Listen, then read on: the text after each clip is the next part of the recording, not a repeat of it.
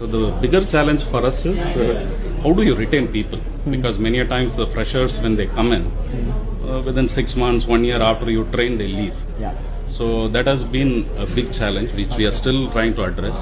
We were thinking of looking at some kind of a retainership, at least 3 years. Won't work. Huh? Won't work.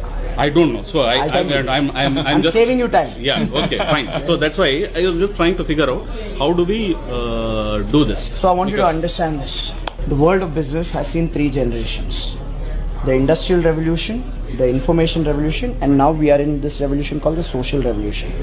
Industrial revolution, people took a job for survival. They wanted basic necessity of roti, kapda, makan.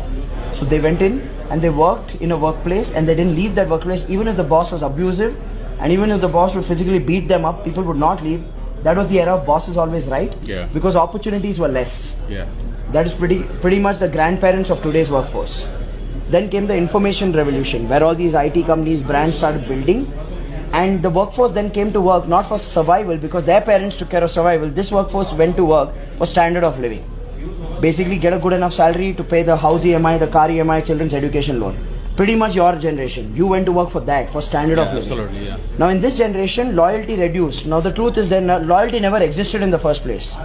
Loyalty didn't exist. There was no option.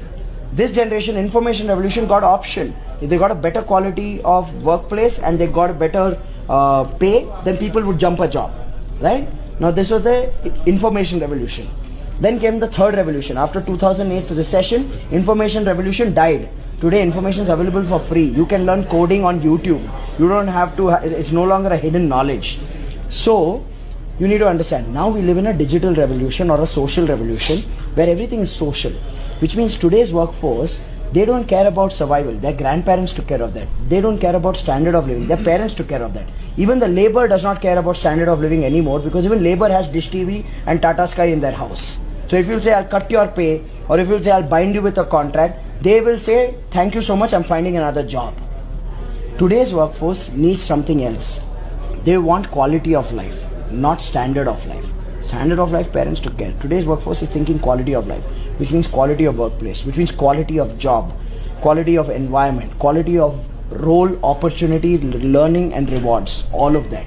Unless you don't have a mechanism for that, you will always grapple with this retention.